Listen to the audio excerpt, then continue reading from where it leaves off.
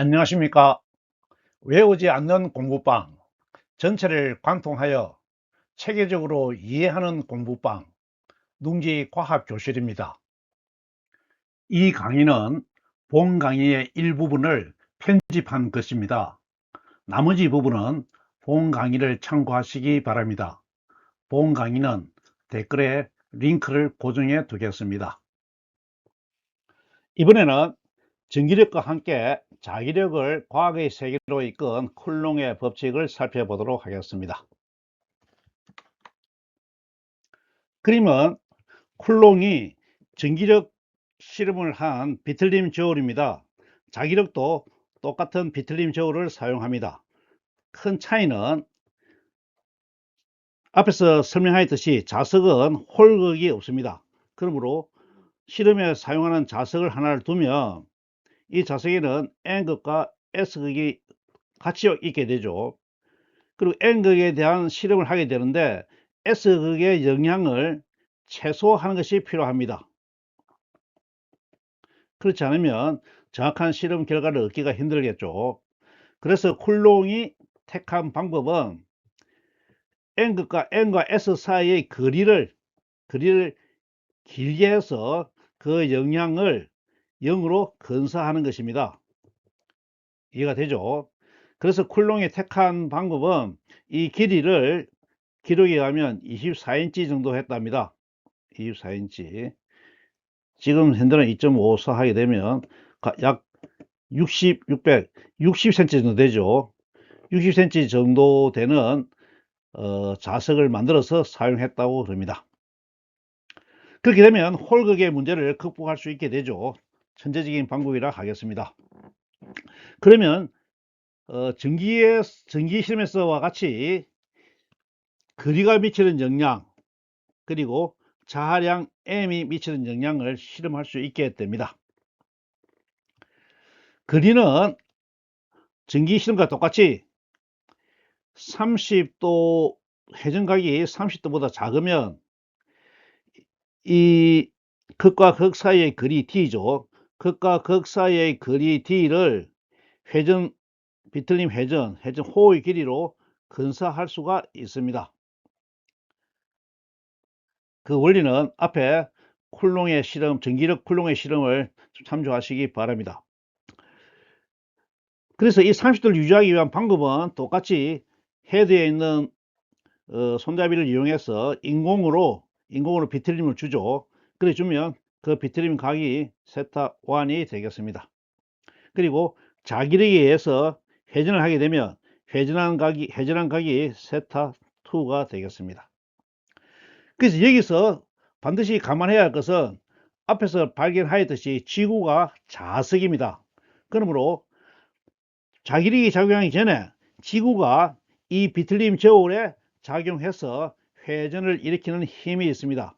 그 힘을 미리 측정해 둬야 되겠죠. 그 각을 우리가 지자기 각을 세타 3라고 두겠습니다.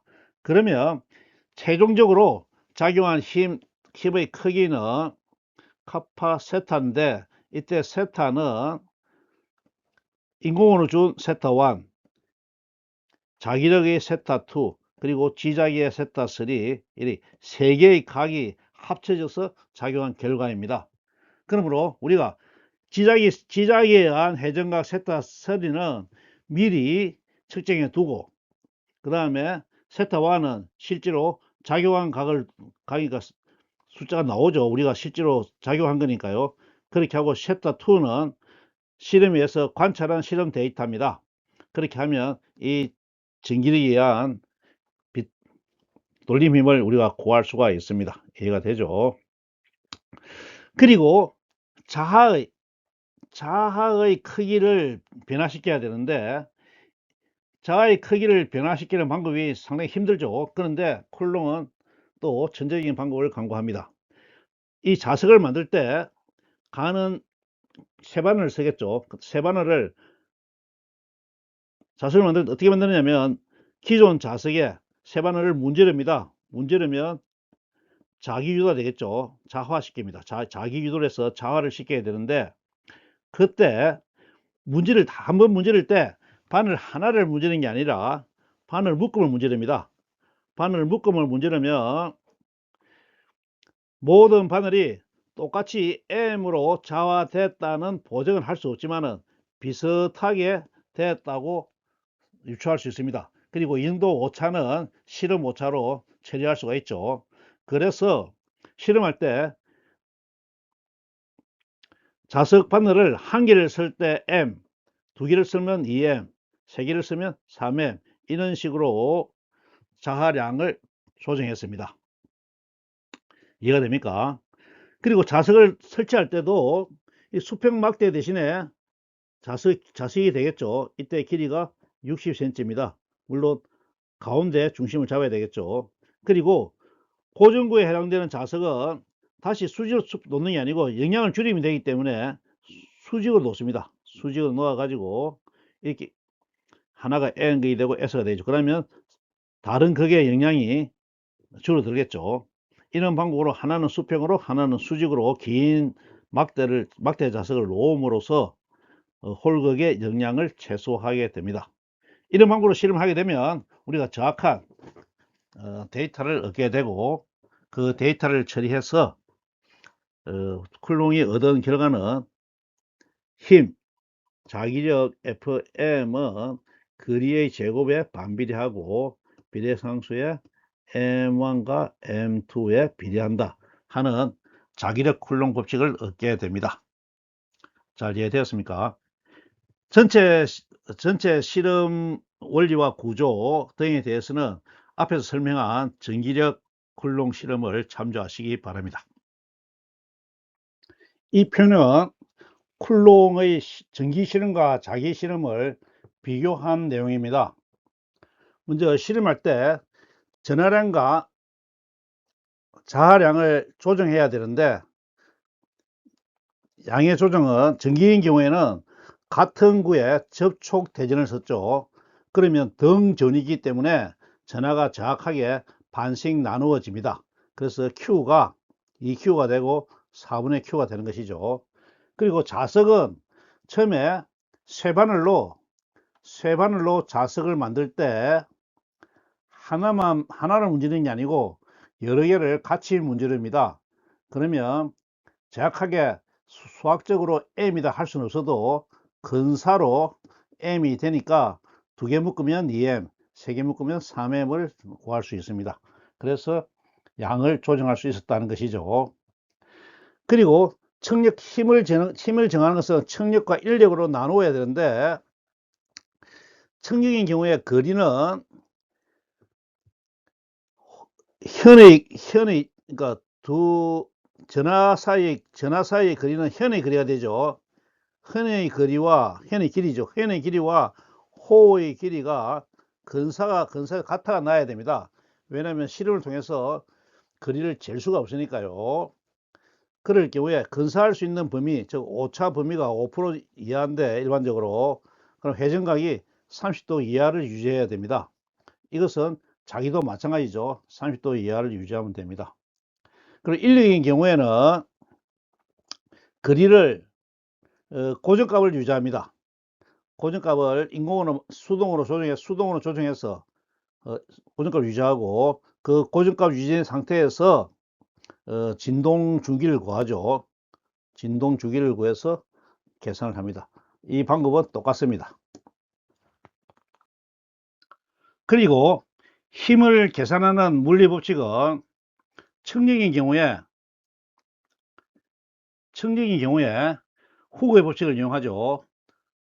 타우는 카파 세타, 이때 세타는 라디안입니다. 라디안이죠. 자기도 똑같이 후구의 법칙을 이용합니다. 차이가 나는 것은 이때 세타의 값을 적용하는데 전기인 경우에는 전기력에 의한 회전각이 있죠. 이때 이것은 30도, 앞에서 말했죠. 30도 미만이 됩니다.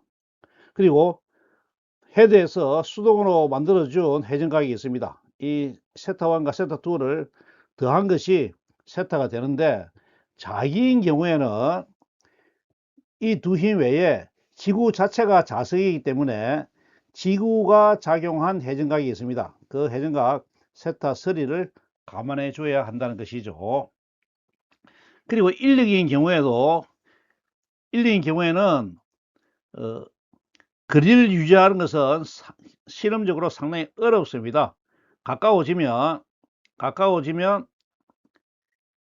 평행을 이루기 전에 조그만 차이가 나도 힘이 가까워질수록 힘이 세어지기 때문에 R제곱분의 1로 비례하죠. 거리가 짧아지면 힘이 세어집니다. 그래서 평행을 이루기 전에 바로 당겨져서 끌려가서 붙어버립니다. 그래서 정확한 실험하기가 어려운 것이 현실이었죠. 그래서 쿨롱이 개발한 다른 방법은 비틀림 진자의 주기를 이용하는 것입니다. 역학적으로 비틀림의 힘은, 그러니까 회전력이죠. 돌림 힘의 크기는 진동 주기의 제곱에 반비례하는 성질이 있습니다. 자세한 내용은 역학시간 동영상 참고해야 되겠죠. 그랬을 때 이 T에는 두 가지 성분이 보태집니다. 하나는 외력이 강한 힘이 없을 때, 전기력이나 자력이 없을 때 자연 상태에서의 진동 주기가 있을 수 있죠. 거기에다가 비트림을 주었을 때 두 개 합친 힘에 의한 진동 주기가 있습니다. 이 두 주기를 더해서 전체 힘을 구해야 되는 것이죠. 이해가 되었습니까? 강한 힘의 주기와 중성 상태의 주기가 더해져야 된다는 것입니다. 쿨롱의 법칙을 말로 정리하면 비틀림 저울을 이용하여 실험을 하였고, 그때 사용한 자석은 가늘고 긴 막대 자석을 사용합니다. 그리고 힘의 작용 방식은 같은 것끼리는 서로 미는 힘을 작용하고 청력이 되겠습니다. 다른 것끼리는 서로 당기는 힘을 작용한다. 인력이 되겠습니다. 그리고 힘의 거리가 미치는 영향은 힘의 크기는 거리의 제곱에 반비례한다 하는 것을 발견하게 되죠. 쿨롱에 위대하면 이렇게 실험의 결과를 수식으로 계량한다는 것입니다.